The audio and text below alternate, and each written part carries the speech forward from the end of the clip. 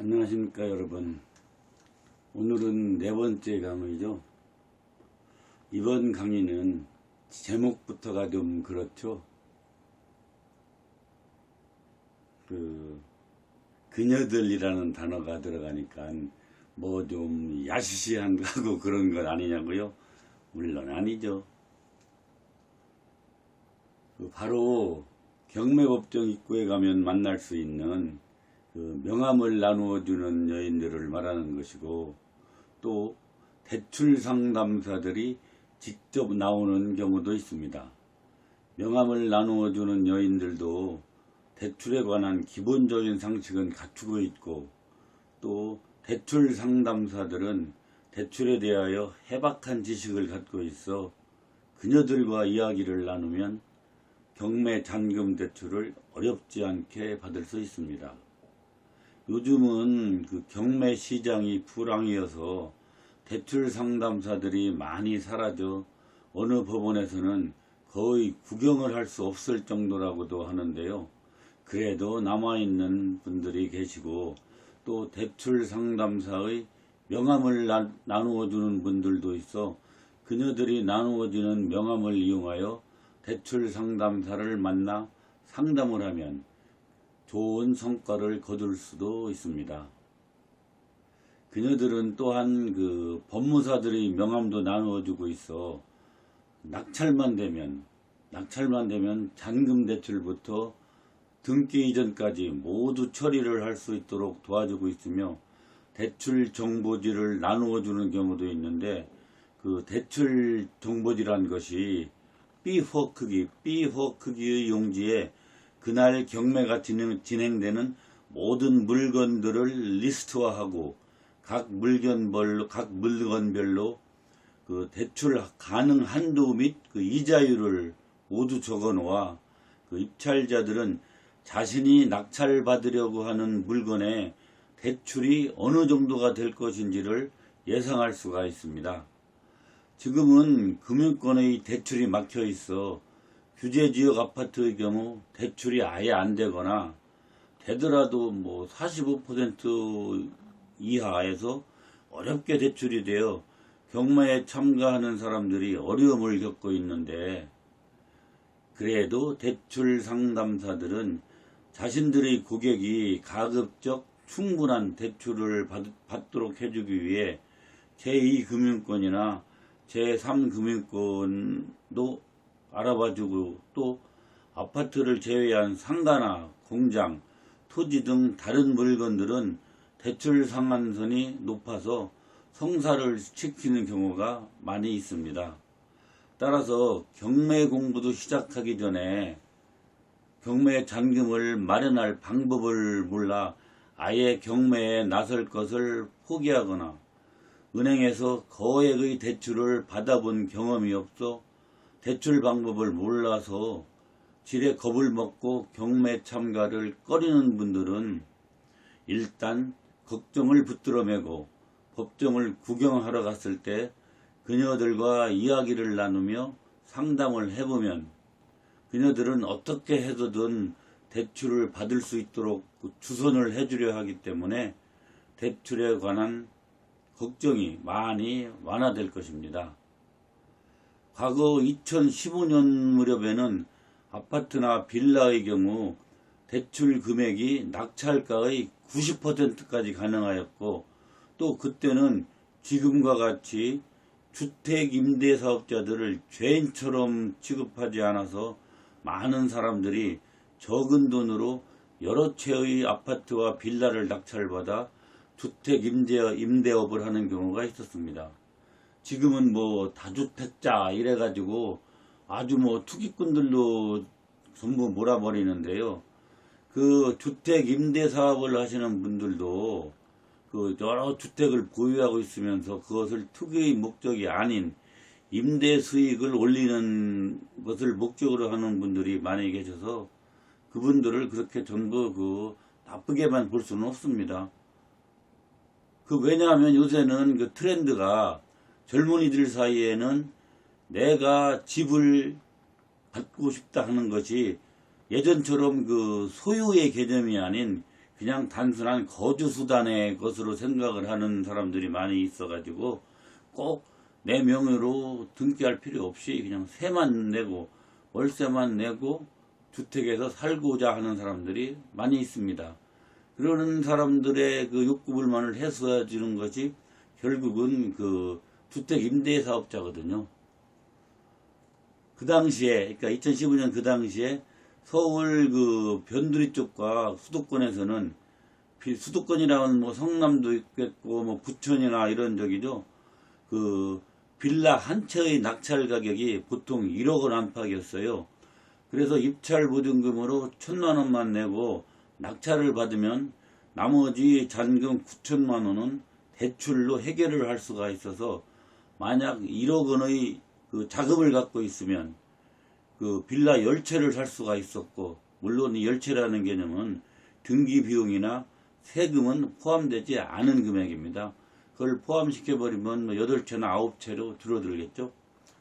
그와 같이 낙찰받은 빌라들을 보증금 2천만 원 내지 3천만 원에 월세 30만 원 내지 40만 원의 세를 놓아서 월세를 받아서 일부는 대출금 이자를 갚고 일부는 자신의 수입으로 잡고, 이렇게 해가지고 또 그 보증금 2천만 원 3천만 원 보증금은 내가 예금을 해서 갖고 있거나, 아니면은 또 다른 빌라를 입찰할 때 입찰 보증금으로 그것을 사용하게 되면은 짧은 기간 동안에 빌라를 50채에서 어떤 분은 100채까지도 갖고 계시더라고요.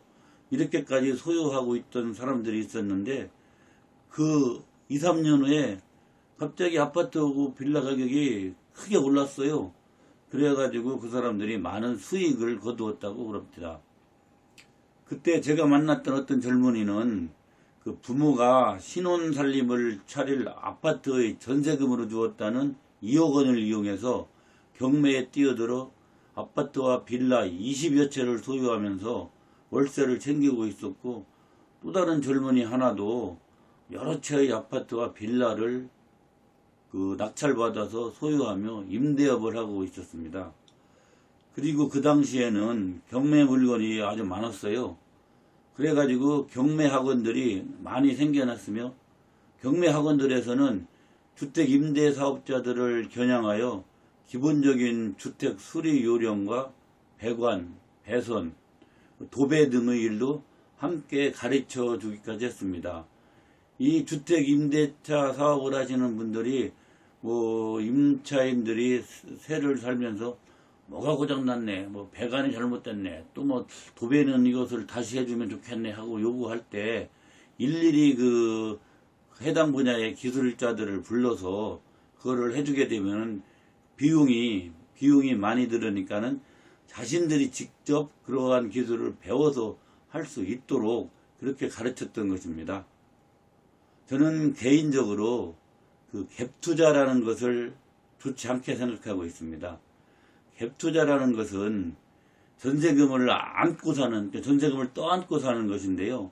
경매의 경우 그것과 똑같이 그 적은 돈으로 여러 채의 아파트와 빌라를 소유할 수 있지만, 만약 그 갭투자의 경우에는 어느 한 곳에서 이사를 나가겠으니 전세금을 빼달라고 하고, 또 전세로 들어오는 사람이 없을 경우에 전세금을 못 빼줘가지고 그 세입자가 다른 아파트하고 빌라들까지 모두 경매 신청을 해버리게 되면 애꿎은 그 다른 아파트나 빌라에 새 들어있던 사람들까지 잘못하면 그 집이 날아가게 되니까는 애꿎은 피해자들이 생기게 마련입니다. 갭투자를 해놓고 집값이 계속 상승하면은 뭐 별 무리가 없겠지만은, 만약에 그 집값이 계속 떨어지고 전세 가격은 또 더 떨어져 가지고 나가기를 원하는데 다시 들어오려고 하는 사람이 없을 경우에 참 난감한 경우가 생기고, 실제 그런 일로 인해서 그 경매가 진행 중인 것이 상당히 좀 있었습니다. 그 당시에. 자, 과거에 실제 또 그러니까 제가 말씀드린 대로 그런 경우가 있어서 어느 국회의원이 갭투자자들을 두고 전세 깡패다, 이런 말을 했었어요. 그 당시 그래서 매스컴에 크게 좀 보도가 되고 그랬었는데요. 경매 투자는 잔금을 그 은행 대출로 해결하고 또 대부분 그 전세를 놓고 하는 게 아니라 월세로 새로 놓기 때문에 그럴 염려가 없습니다. 월세는 뭐 2천만 원 받으면 내가 전에 받았던 월세를 그것을 그 월세 보증금을 갖고 있던 걸 바로 내줘버리거나 아니면은 또 여러 군데서 받았으니까는 그 중에서 일부를 조금씩 모아가지고 해서 빼주고 또 다른 월세에 들어올 사람을 구하면 되는데 전세의 경우는 그 액수가 크기 때문에 여윳돈 같은 것으로 그걸 채울 수가 없게 돼요. 그러다 보면 당연히 경매가 들어오게 됩니다. 나갈 사람은 또 빨리 나가겠다고 하고. 자, 경제학에 경기순환론이라는 것이 있습니다. 경기는 오르락 내리락을 주기적으로 이렇게 반복하면서 순환을 하고 있다는 것입니다. 경매 시장도 역시 주기적으로 반복을 하면서 순환을 하는데 경기와는 반대로 경기가 하강 곡선을 그릴 때 경매 시장은 상승을 하고 경기가 상승을 하고 있을 때 경매 시장은 쇠락의 길을 걷는 것입니다. 예전에는 그 부동산 시장이 이 경기와 약 6개월간의 시차를 두고 움직인다는 이론이 일반적이었는데 지금은 그 이론이 맞지를 않고 경매 시장은 수급이 왜곡되어서 경기와 관련 없이 따로 움직이고 있습니다. 아니 따로 움직이는 것이 아니고 요새 지금과 같은 시기에는 아예 바닥에 붙어서 움직이지를 않고 있다고 해야 맞을 것입니다.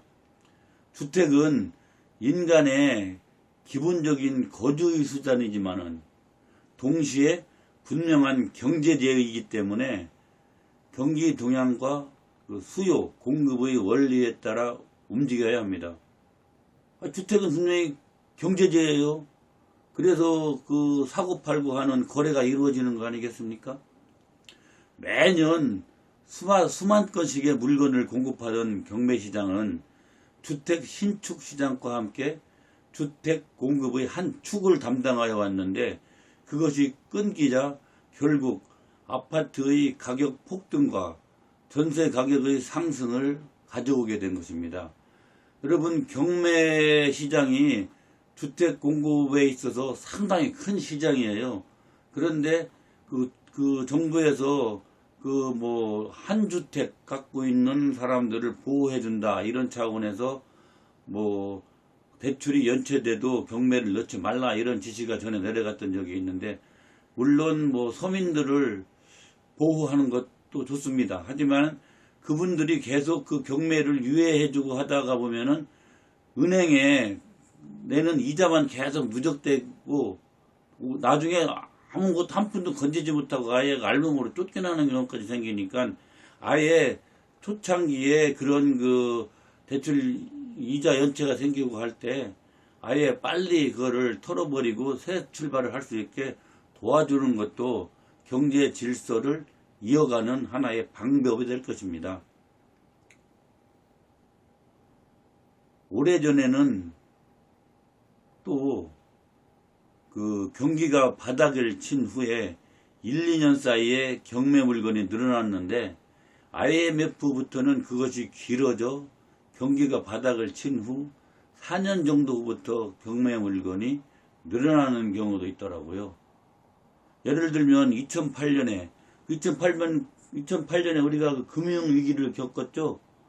그때 그 금융위기로 인해 경기가 바닥을 쳤는데 경매 시장은 2012년부터 물건이 쏟아져 나온 것이 한 예로 들 수 있겠죠. 따라서 앞으로 얼마 안 있으면 경매 물건이 늘어날 가능성이 있을 것입니다. 자, 여러분 여기까지 하셨으면 이제 경매로 내가 살 빌라 정도는 구입할 수 있겠죠.